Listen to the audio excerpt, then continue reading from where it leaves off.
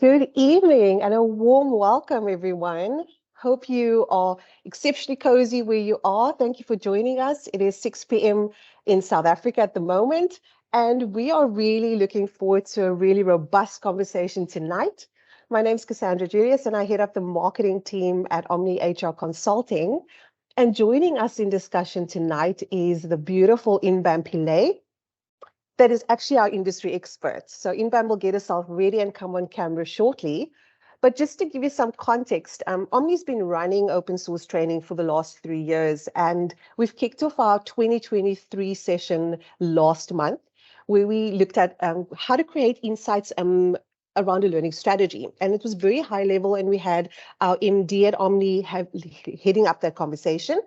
And you sort of see a bit of a theme in our second session and third session, where we're really focusing on how are we leveraging the stakeholders within business, which is pretty much what tonight's conversation is around, human resources and learning and development. And we'll end off our sort of theme next month, where what happens with the L&D teams that we've created inside of organizations? Are they typically just there for internal product and systems training? But how does organizations leverage that team and really get into the crux of making sure that team is a well-oiled machine to serve the business for sustainability? So tonight's conversation is going to be really relaxed. We are going to be having our cup of coffee and really just delving into a perspective. By no means, and this is our disclaimer, is this the only view that is out there. And so we'd really love our audience both joining us on Microsoft Teams as well as on social media to join the comments section and tell us what your thoughts are. This is really our viewpoint on HR as a business partner and how we see it for the evolving world of work. So whilst I wait for my team member to our expert to actually join me, whilst we get into it, I'm going to just ask for you to, in the chat, tell us where you are joining us from this evening. And what is sort of the key thing that you're looking forward to tonight that you'd like us to tackle in terms of Q&A?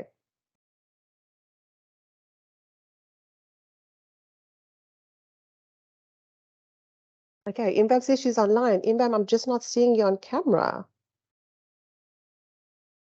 If I can just get our technical team to get us started, if you can just unmute in the meantime, Inbam, that would be really awesome.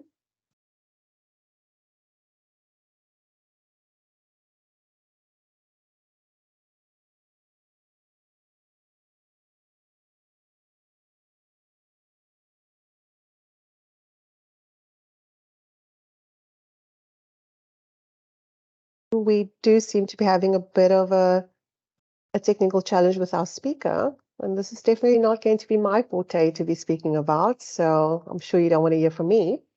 Whilst we're having that sorted out, I think I'm just going to, in the meantime, kick over to Cindy, which is our resident head of operations at Omni.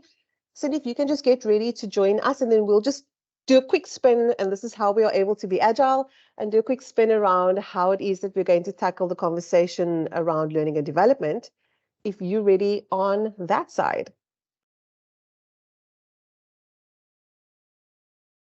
Hey, Kaz, I'm here. Brilliant, brilliant. And I think, Jade, if I can just ask you guys behind the scenes to sort out Inbam, I'd really appreciate that. So, Cindy, let's just toggle this around, because we would have wanted to create context first from an HR perspective, but let's talk about the front lines. So you, in your role as head of operations, often consult with organizations, either the learning and development teams or HR or talent. And tell me what it is without divulging too much detail. What are you seeing is the current view of those stakeholders in themselves, so HR and L&D?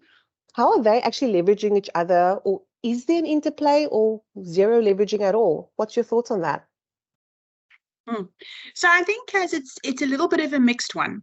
I think when we do business consulting and we engage with organizations, I think depending on the size of the organization and the structure, you're finding two things. We're finding that there's learning and development departments that are heading up training and development and are very focused around the people component and driving the strategies linked I think predominantly at the moment linked a lot to WSPs All right. and the needs of the organization Right. from that perspective. And then on the flip side of it, we're also doing a lot of engagement with HR.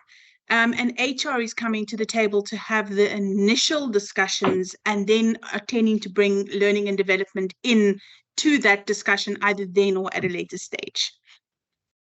And I'm really glad to see Inbam. Hi, everyone. No, Cass, we've lost you now. You've lost you now, and you're not going away. I have no idea why we're having this evening. Okay, here we go. Inbam, did you catch what Cindy just said? Did you wanted to do a quick replay? If she can, On- just a quick on a view. replay. I think I caught the part where she speaks about HR being the first point of call, as it were, from a client perspective. Yeah, so Inbam, I was very much saying it really just depends. I think we're finding twofold. In some instances, our into the organization tends to be with learning and development, and they're talking the skills development, talk and discussions, and are leading that for organizations. But we're also finding equally so that we're finding ourselves going in talking to HR as the initial face to the discussion, and then bringing in learning and development stakeholders thereafter. And I think it's just got a lot to do with organizational size, organizational structure, and often finding people are just doing both functionalities because individuals are just finding themselves, I want to use the word lumped, if I can put it that way, just with how businesses has changed, where you're finding individuals just needing to do both functionalities. And whether that's good or bad is debatable. I'm sure we'll unpack that in this evening session. But we are finding the three different streams. Inbam, so the question really to you is that the same view you have on the front lines with your lens, whether that's HR, IR, from that perspective? I'm not too sure what your thoughts are there. So I think, it's been about the shift in the role of the HR business partner. And I think no more than in the last 3 years, pretty much COVID, pushed through some of the conversations that we were anticipating, considering, strategizing about. But the shift in the way people want to work, the way organizations now need to refocus their objectives and their goals, has meant that shift in HR has needed to be exponential. And I think for a lot of HR professionals and executives, the lag has been around business priority versus support functions, and how do they come on board and enable that shift in business priorities and business goals.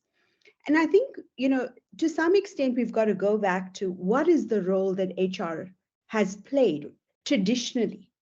It's been very much about the supporting and the nurturing of and developing of employees in the workplace, right? It's been about a role that, whilst it has centers of excellence or specialist functions within the HR broad spectrum, the role has very much been a transactional, process-driven role. It is only large organizations that have had, shall I say, the luxury of having two-tier HR teams.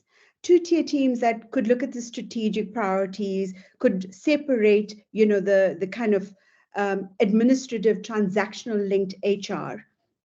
And I think, though, a lot of organizations have used the term of they have an HR business partner model, the effort that goes to translating from a traditional HR model to an HR business partner model is quite a significant shift, because the role of the HR business partner shifts from being substantive expertise and troubleshooting and dealing with the day-to-day HR components of managing people within an organization, to being a much more strategic, business-focused role. And we know that, and we've seen post-COVID, the HR priorities for organizations has shifted. I mean, you got to look at research by McKinsey, by Gartner. I could list a whole lot of them, but the shift has been a much more people-centric approach to managing people, which means that HR is no longer in the transaction, shall I say, funnel. They need to really start to think about what is their role in people management. How are they enabling and preparing their leaders to manage their people in a different context to enable those business goals? Because I think there's so many moving parts of, the global economy and what's happening. I think that's common cause. How COVID impacted the way in which we do business. It shifted the strategic priorities of business. Businesses needed to literally think in a little bubble around how do we sustain, how do we survive the pandemic. And so we all were kind of pushed into thinking about working with people differently. But our policy systems and structures have remained stoic, entrenched in compliance, entrenched in a risk-averse kind of approach, and therefore the agility, the adaptability, and the flexibility business is demanding, HR is largely not able to provide. And I think the question becomes, how do you reposition HR in your organization as being a shall I say, partner in the business context, of being part of the solutions and not being the gatekeepers. My age defies me, and I've gone through many a transition. But when you think about HR of 20 years ago, HR of 10 years ago, HR of 3 years ago, there is a significant shift. But as a member of that profession, I can say that our ability to upskill and prepare HR business partner. Sorry, I'm just watching the chat comments here. It looks like people are battling to hear, and some people are saying, I can hear you loud and clear. I think our team's just going to respond to Ursula. Sounds all good, Okay. Inbam, so you can continue. So I think it's about, going back to what I was saying, it's about whether or not, as HR professionals, we're putting the right amount of effort into preparing, upskilling, and enabling the HR business partner model, firstly, in line with what the strategic intent was. Because when you're talking HR business partner model, you're talking about extracting the transactional component of putting that into almost a team of individuals that are going to deal with the day-to-day administrative component of HR. You have specialist teams, whether we call them centers of excellence, whether we call them HR specialists, that are meant to bring the depth, the strategic, substantive expertise. The HR business partner is really a business entrenched practitioner or consultant, because that person is really bringing the HR strategic model, the strategic priorities, and aligning it with the business objectives. And I think that's where a lot of the time the wheels come off the bus, because business generally is at a pace that is much faster, much quicker. It's a lot more responsive. Yeah. And HR, as the support team, is generally, shall I say, at the end of that value chain. And so they're not at the table.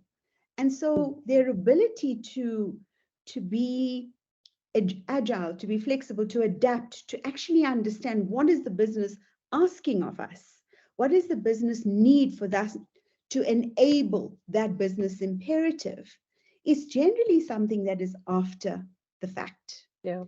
And HR needs to shift that. But how do you do that? You do that by building credibility. by being able to sit at that table and adding value. And adding value comes with multiple layers. And it is not an indictment to say that, HR can't do that. It's just a case of, I think, mentally repositioning the role of HR within your organization, being able to say, we are here at the table to support, to enable, to adapt and support your business imperatives.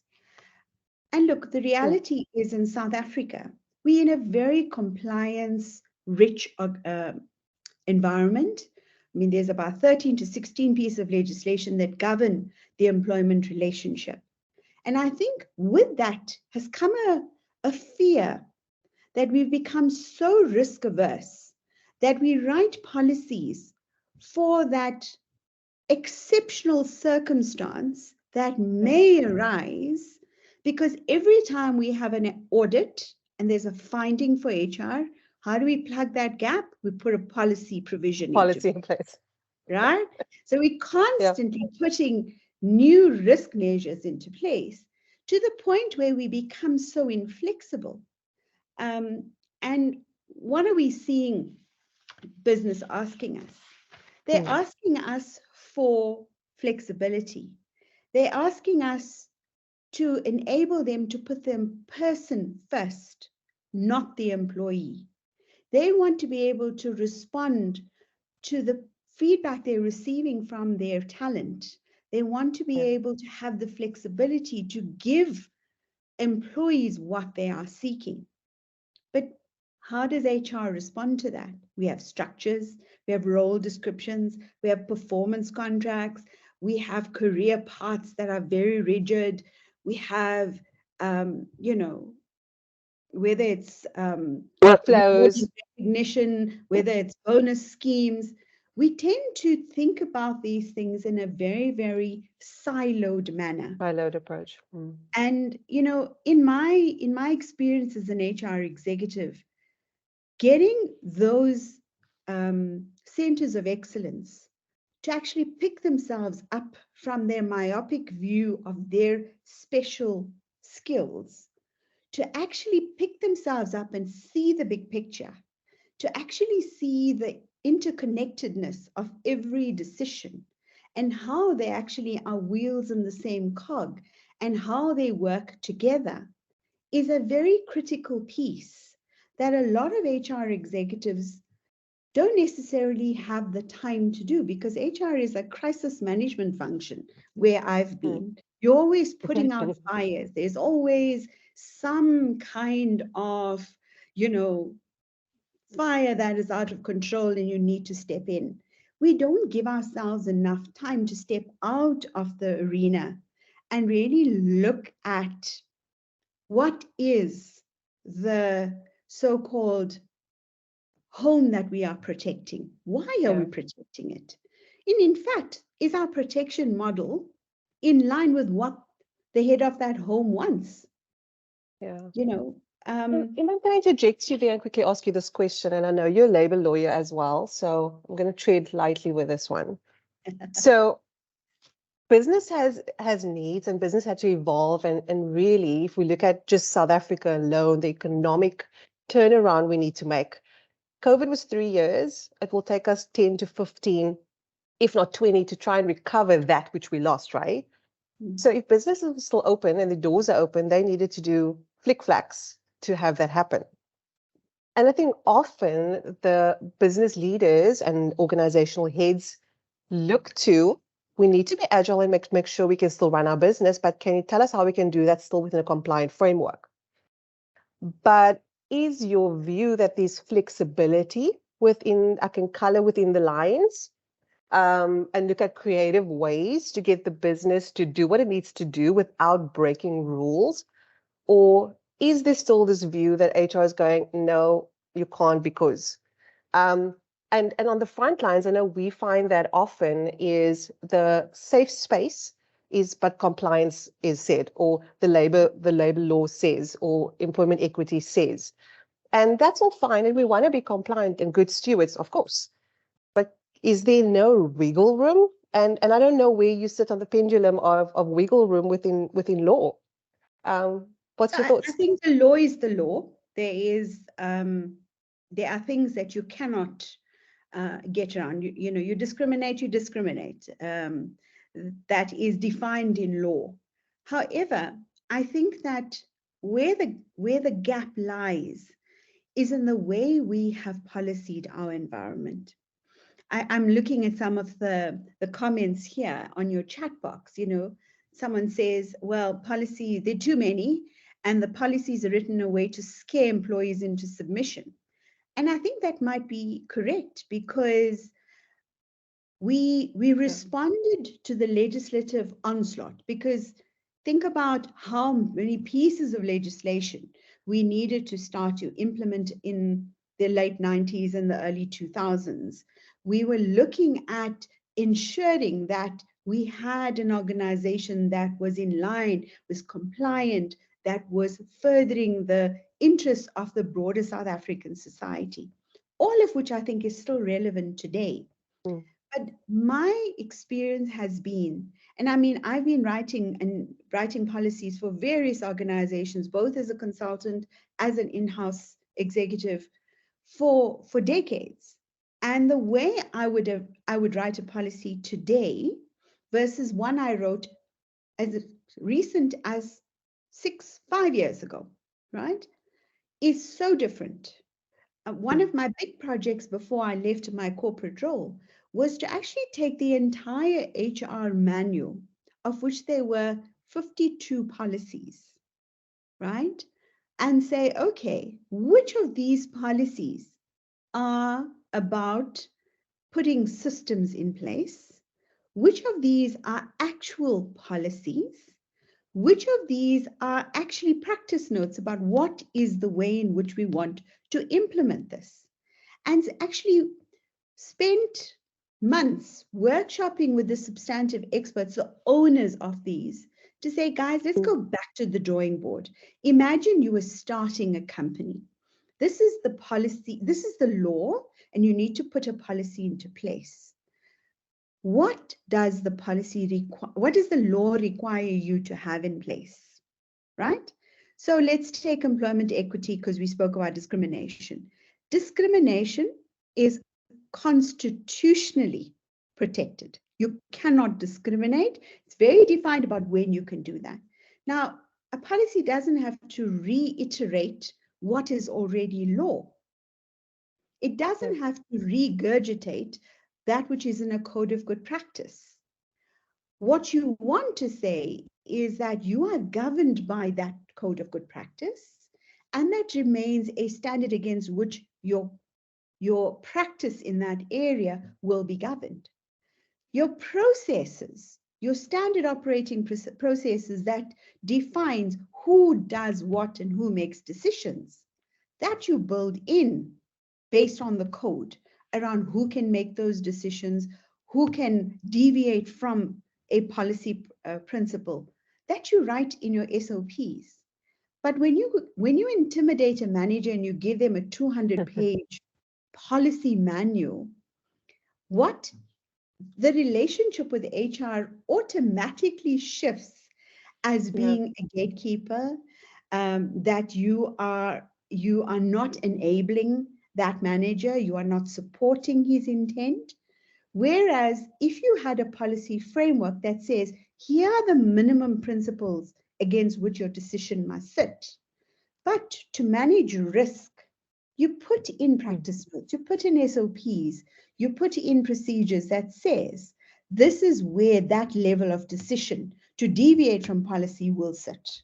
Okay, and there you want the level of a CEO or an executive to actually make that call about when it's okay and when the risk is, shall I say, well balanced in terms of business interest versus compliance. But when we start to be the gatekeeper, we become we are unable to participate as an HR business partner as being part of the solution and enabling, because we become almost, the police on the table that constantly says, no, you can't do that. No, you can't do that. Policy says, no, you can't do that. And your managers will say, but tell me how I can do that. I don't want to deviate from law. I want to be fair. Yeah. I want to do, but how do I do that? Yeah. And I think that takes me to the next segment I want to share, which is investing in HR business partners. You know, I teach HR for some business schools. I'm familiar with what the focus of HR, shall I say, curriculum is right now. And we don't put sufficient effort in our HR environment into business acumen because we don't believe that, or we haven't positioned the profession as being business imperatives for success.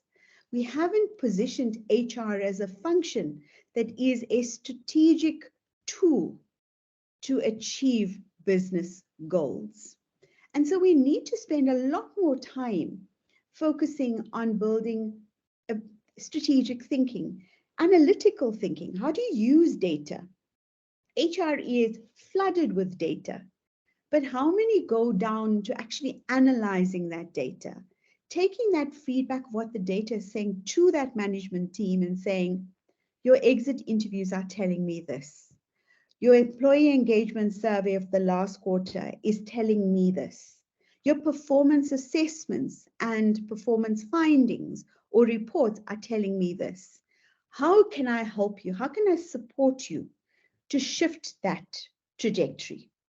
I think that we should think about doing the following. What do you think is appropriate for your team? So we need to really reposition our role. And as HR business partners, we are never, ever going to stop learning. It doesn't mean that even if you've got a master's or a PhD, learning has got to be part of your DNA.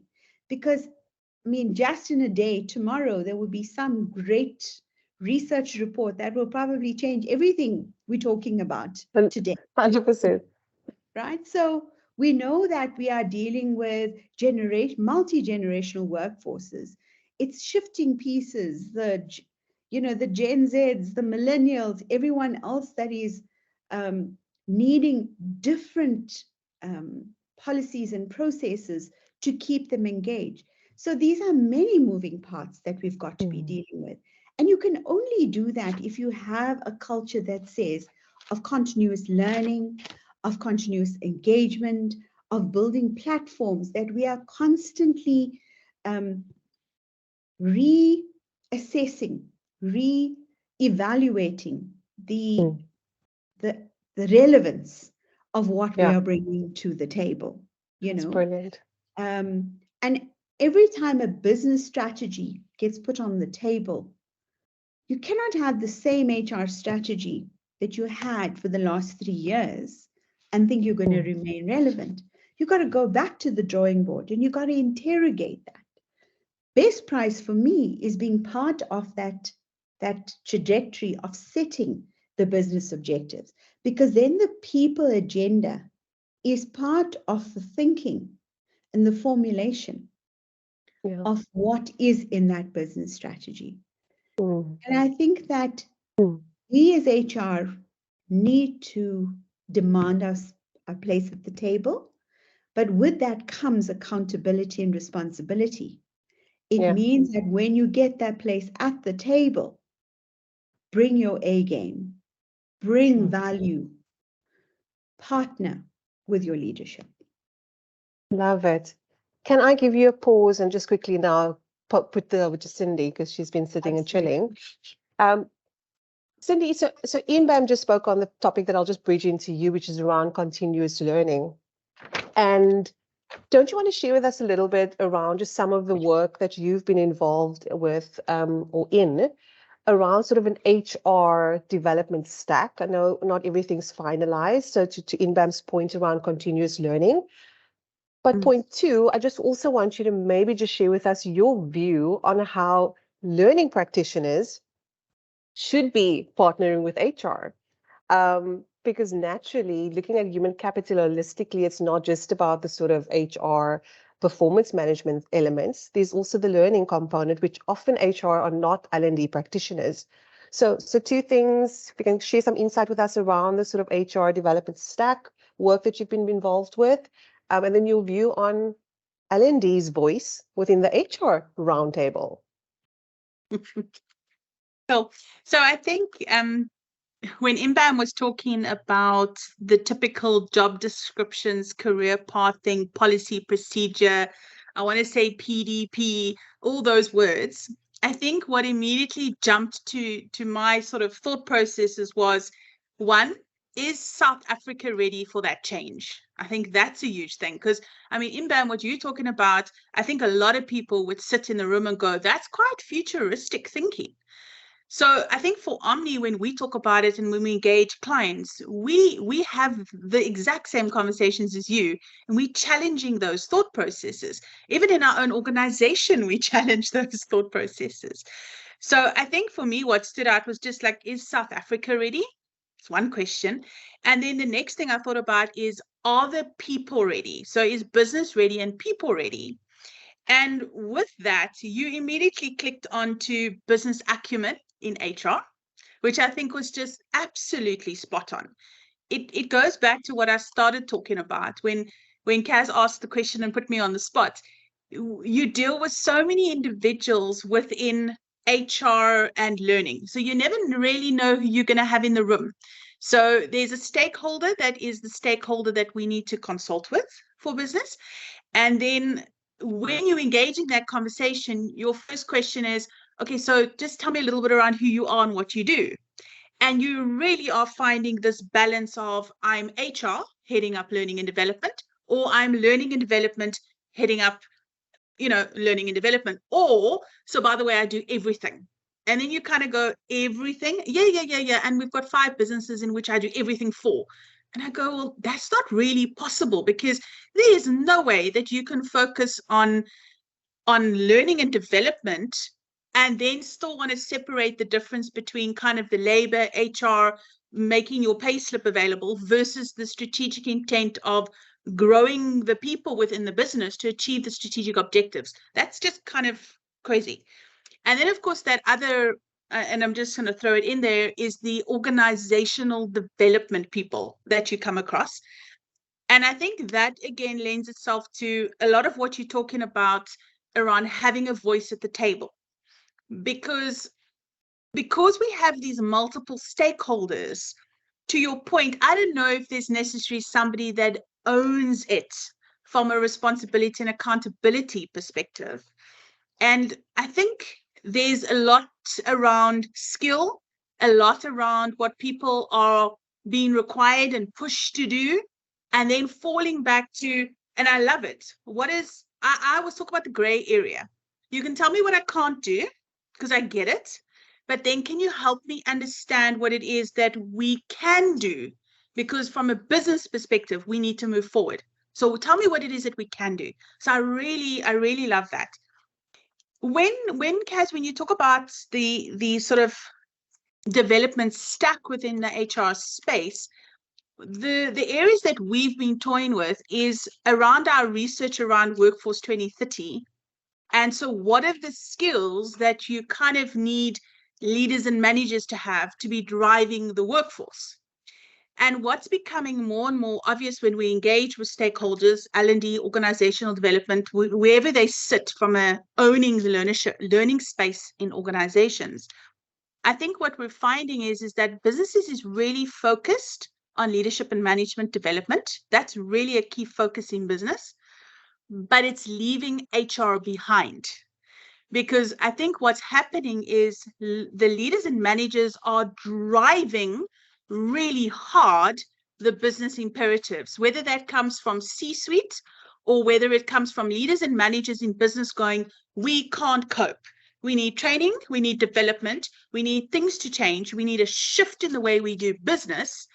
And HR is kind of stuck, HR learning and development, whoever they are, is stuck in the space of not necessary, and I think it's all of them. The skills, I think it's just the ever-changing, the volume of work that's sitting in that space at the moment, but also just not having the voice at the table.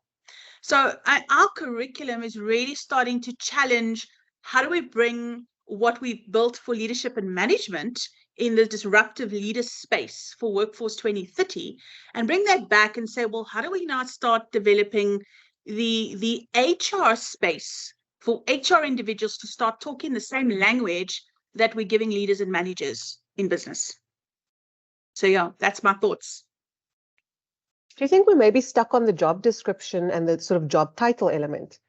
Because if I'm hearing what you're saying and what Inbam you've echoed around like analytical thinking and critical thinking and data, aren't we really talking about skills that's transferable irrespective of your job function? I don't know. And then you're tweaking that for the space that I'm in. Because maybe there isn't just special HR skills that's unique to HR people, obviously the legislation and all of those elements, but that softer skills, Cindy, that you're referring to, the Workforce 2030 elements, that's universal, irrespective of the role you're occupying. 100%. But you might find I sit with an MBA and I might think, maybe I'm not going to do that program because, well, I'm already at a NQF level 10. So why would I sit in a room with Gen Zs? What can I possibly learn from them? So perhaps it is also the frame of mind around being able to leverage sort of the verticals and the horizontals in terms of that skill. And that's really putting it to HR practitioners in the room tonight to say, are we comfortable with that? To do that, because I think the two experts here now are sharing, saying the skills are universal. We should be learning how to work with data, how to make data-informed decisions. The fluidity, I think there was a comment around being fluid. I think often there's certain roles outside of HR that is, I need a few weeks to plan for this to happen. It can't just happen. And I think that is just the world that we come from, and that's what we were safe in. And because these changes are happening so frequent, I go back to the controllables. What can I control? I can control a policy, I can control a framework, I can control my space. But there's so many other things that there's no rule book for dealing with COVID. So now, crap, people are looking to me on how am I going to help leaders cope with this? So I think I want to just quickly put this back to Inbam and go, and I don't know if you've got a glass ball there, but sort of what are you seeing is going to be required from HR in terms of how the HR role evolves alongside business? Like now in 2023, we are 7 years off from 2030. Cindy's referring to 2030 skills that we're training now already. Then there's 2050 skills that's already been published by McKinsey. And we're just trying to cope with today for today. But I think if I'm asking, what I'm asking you really is how can HR start becoming agile today for things that maybe we don't necessarily know is coming our way? I don't know if you've got some insight on that. So for me, at the time of COVID, I was in a corporate role. And for me, it was a great insight because I came from a highly regulated, highly bureaucratic, large organization where decision-making was hierarchical, it was very bureaucratic, it was very difficult to step out of the framework, as it were, at a corporate level. But suddenly COVID came and we had to think out of the box. And we all had to roll up our sleeves, work alongside our line managers. And yes, we had the executive support to say, okay, certain things we will enable these policies to be set aside due to the crisis that we're in. And when I reflect of that to that time period, we became so creative. We became able to come up with solutions that enable the business to continue. We put in novel approaches in terms of how we manage people, how we manage certain core conditions of service, how we manage talent acquisition in that period. Why? Because there was a crisis that forced us. And it was, get with the program or become irrelevant. But suddenly, a year after COVID, we've all gone back to our comfort zones. We haven't, I think, sufficiently learned and reflected what enabled us to become that fluid, that agile, that flexible? What risks mitigated? What risks realized? And what do we learn from that? That's what I mean about data and HR analytics. I don't think we see ourselves as data crunchers or analytical, strategic interpreters of data. So that's one big shift, but that's a skills component. You can learn how to do that. But I want to go back to the question I think both you, Cindy, started off in her input where she said, is South Africa ready for this? Well, my view is may not be popular, but well, South Africa, get ready or become irrelevant because it's a global platform. If you are not going to adapt, you're going to die. We've seen organizations that refused to adapt during the COVID period close their doors. So it is really, for me, a multiple leveled strategy for HR to transform itself. The one thing is, and whenever I teach a leadership development course or a module at a business school, when you start talking about HR, leaders traditionally think it's they that do that. People management is inherent and core to managing people. Leaders in organizations need to properly understand HR and HR processes, talent acquisition, performance management. Those are all strategic levers that enable them to deliver on their business performance. HR is the substantive expertise that comes to the table and says, this is what best practice is telling us. This is how I think it will best fit with what it is you're seeking. Here are the risks associated with this. This is how we can support you through this program or project or initiative, right? That's about strategically partnering with the business imperative. HR may be the substantive expertise in the relationship, but managers manage people. And I think that that's one of the big dichotomies in the traditional HR role, because there is a sense that HR is to blame when performance management doesn't work, when you don't get the relevant talent that you need, that, you know, I can give you a whole host of examples. However, we are, as an HR community, guilty of one very big faux pas, in that we are reactive. We are always putting out fires. You're never there ahead of the season, trying to prevent those fires from arising. And it goes to the point that you made, Cindy, around that one HR person managing 5 divisions, doing all things. You cannot be a strategic thinker, a transactional thinker, and an administrator, and navigate those 3 levels of operation and become effective.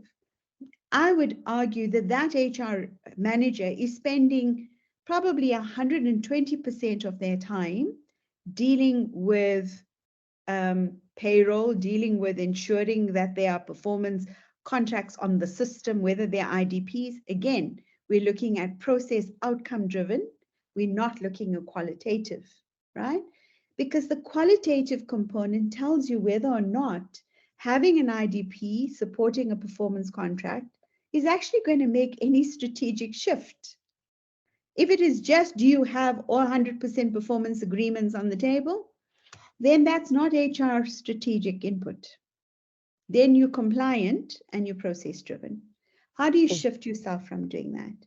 But I think it also is imperative that leaders and organizations understand that the world of work now, employees are a lot more demanding. Employees are very clear about what it is they want. The world is become a smaller place. People can sell their services without ever meeting the organization that they are with. gig contracts, independent contractors, flexi project work. All of that is the employment format of choice.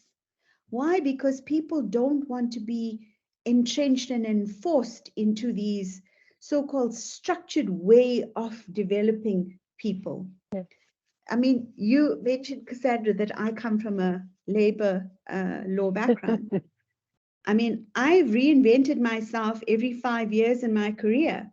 I probably have held 6 different career paths, as it were, because I'm the kind of individual where I can't be doing the same thing over and over, and I'll seek. And organizations that have enabled me and given me space to go and, which is how I ended up being an HR executive, that organization met my personal needs. I went from being the head of ER to being an HR executive, but it's because you come with different lenses. When you are coming from a fresh perspective, you come with almost a new lens on how to address those functions. And we've seen globally collaborative working spaces, flat, non-hierarchical structures, project teams, fluid organizational structure, even if they're hierarchical levels, fluid ways of working, cross-functional teams, right? So role descriptions as we had them are really not relevant. You know, when it goes back to the way we did things in the, you know, the Industrial Revolution, where there was a list of ages that were expected of you. Nobody works like that anymore, you know, so we need to shift. If not, we're going to have organizations that are no longer relevant and are not going to be sustainable. Because what do employees want? Employees are marketable, highly skilled employees are out there looking for employee experience. Who is going to treat me as a person? Who's going to give me an individualized contract that allows me, the individual that's bringing value to you, to actually have my expectations reflected? Now, if you've got a standard employment contract and a standard category of employment, you're going to find that very difficult to fit. So you've got to go back to the very beginning. What is your strategy? What is your structure? What are the systems you need to support that? What are the skills you need to support that? You need to go back to the drawing board, and HR needs to bring its A game for it to keep its place at that table. That's going to be our tagline for tonight. HR, bring your A game. Love it. Inbam, I think we are sort of 10 minutes heading into our time. I want to just ask you, so we've really poked holes at the lens of sort of traditional HR and also challenged business leaders. I think it might feel for some, depending on the structure that you're in, this is a very tall ask. Where do I even get started? How do I make that shift? So whether I'm an HR practitioner or whether you're sitting as a business leader, going back to your HR tomorrow and saying, you need to bring your A game to the table next week. Cool, great ask. But it's a tall order. So do you have some pearls of wisdom around, so how do we even get started? Because I do think the elephant is a piece by piecemeal. But what would you say, because is this daunting task, we just need to move to another country where the rules are different? Or actually just how do we tackle this if we're still sitting in the arc ages? Well, my strategy would be twofold. The one is go back, HR executives, go back to your business. What is your internal customer telling you? What are they saying about the services that you are giving them? Listen to what they're saying.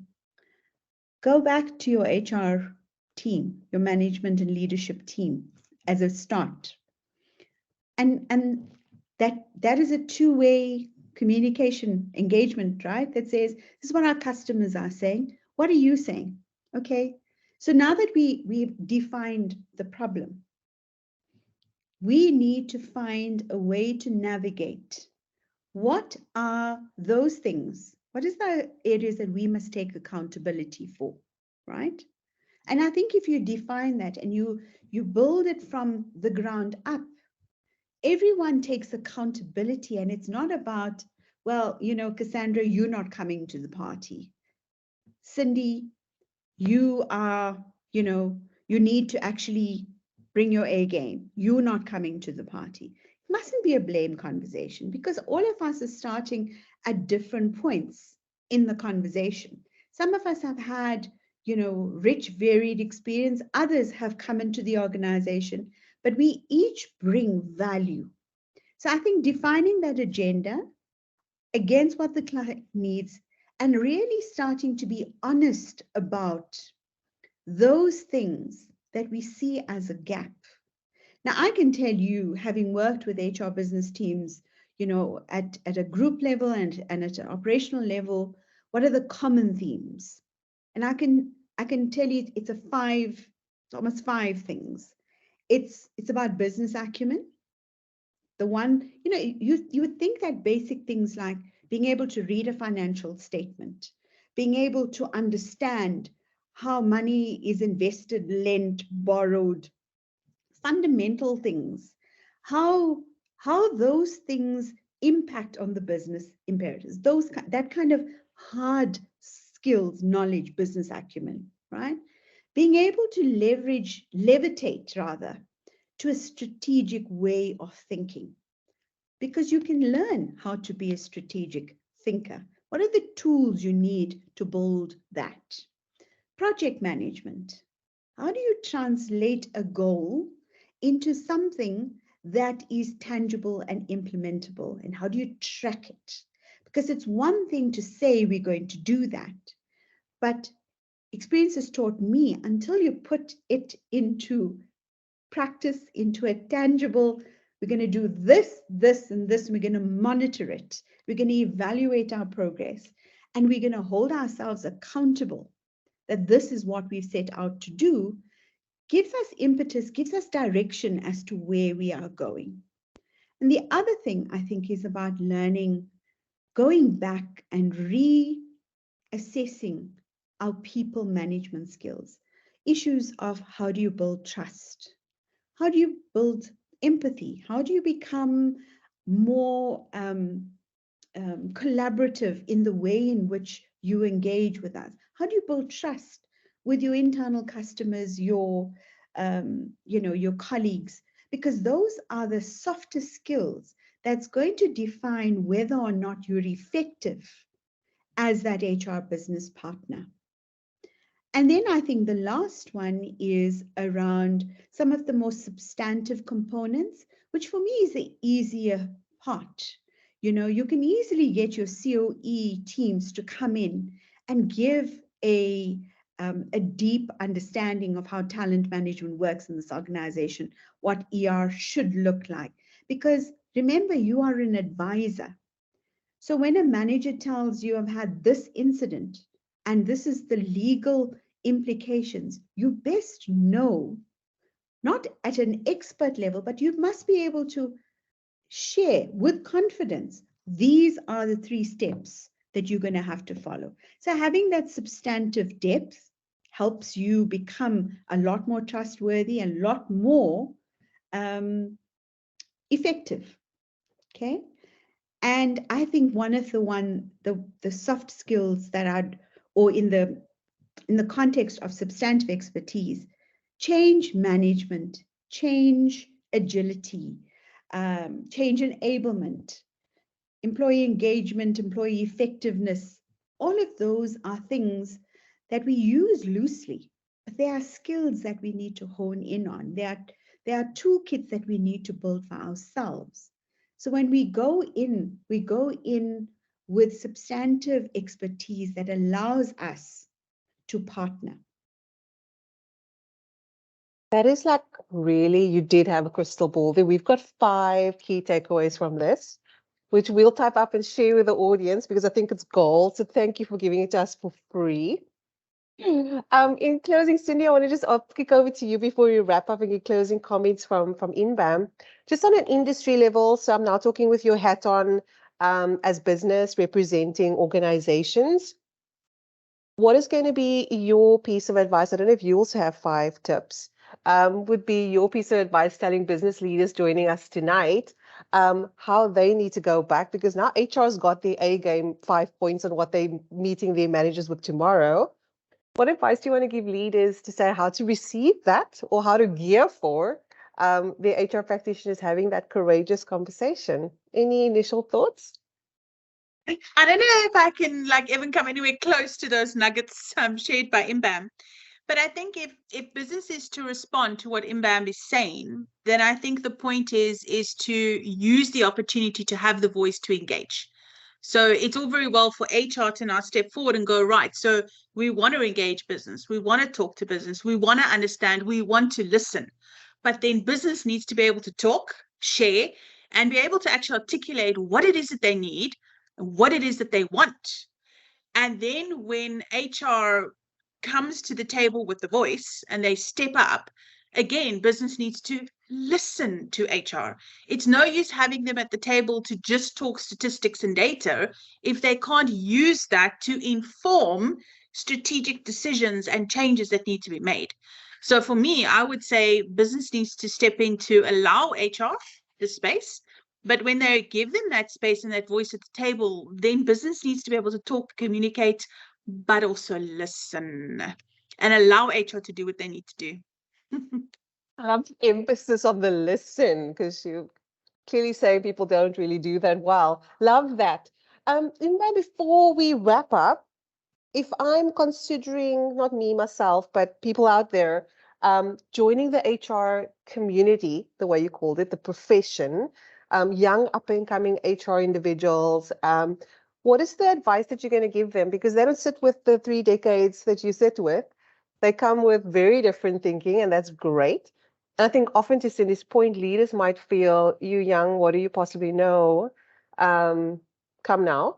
What would be your advice to sort of a younger generation coming through the ranks, wanting to build their career as professionals? What advice would you give them? What would you tell your younger self that you now know? I think my younger self would need to be controlled because I was a little bit of a wild one. But, I've had the privilege of working with many young people. I had, multiple learnerships and multiple entry graduate programs, etc. And for me, I think they bring a voice to the table that's fresh, that is a new perspective. So to the younger individual, I want to say, you have earned your place at that table. So own your voice. I always, age in me says, be respectful in the way you give that input. Because us old foggies, sometimes we are a little bit reluctant to listen. But actually, I do think that us old foggies need to be listening more, because the world of work has shifted. It has shifted phenomenally. We have so much to learn from the generations behind us. And I think when you create, as a leader, when you create an environment where everyone has a voice, where everyone trusts that they'll be heard, you create a level of genius within your team that you would have never anticipated, because there are fresh perspectives that you enable. But with that comes accountability of not just having a view, of having an informed view. So constantly reading, understanding, learning, testing, using the experience that is there to test the plausibility of those initiatives. So coming with a shall I say, researched, balanced input will give you a lot more respect than a shoot from the hip. Because us old fogies want the detail, right? So you have the great idea, come with the data to support it. Because that's how you convince, that's how you bring everyone to actually, it's influential skills, right? And if the quicker you can build that as an entry-level HR practitioner or professional, the quicker your trajectory will be. But always, their values in managing people, values of respect, of empathy, of dignity and treating everyone fairly and equally always. Love that. I think coming through the chat, if you could keep your eye on it as well, is elements around vulnerability. I think something like Jean-Marie brought that up. I think, Cindy, when you mentioned around listening, is around also just leaders being quite comfortable with being vulnerable, to be challenged and maybe to be wrong as well, and being okay with that. But it's, I suppose, right to your point, how you're doing it. It's the how, not so much the what is being said. It's how we're delivering that message that is critical. Inbam, we are on the clock. And it was a beautiful discussion for me personally. I'm sure everyone received a lot of value. It's just wonderful to see, I'm going to use your words, an old fogey that actually is a Gen Z in thinking, challenging other individuals to really go and review their relevance in the role that has been very traditional. So thank you for your time. We really enjoyed hosting you this evening. We'll be online, everyone, for like another 3 or 4 minutes. So if there's any last minute questions coming through, please pop it. Inbam will be here. Please also get in touch with Inbam. For those of you that don't know, Inbam is very much has a lot of things going on, but she's also a consultant. So we will share with the recording Inbam's LinkedIn profile, so please DM her, or you can reach out to us and we'll just ensure that we pass the details along. So should you even want to have sort of conversations around that. So Inbam, beautiful, have a lovely evening. Cindy, appreciate the agility and like getting us started with the tech issues in the beginning, love it. I'll see you tomorrow. Inbam, thank you. We'll be online for a few minutes, and then we'll wrap it up. Thanks everyone.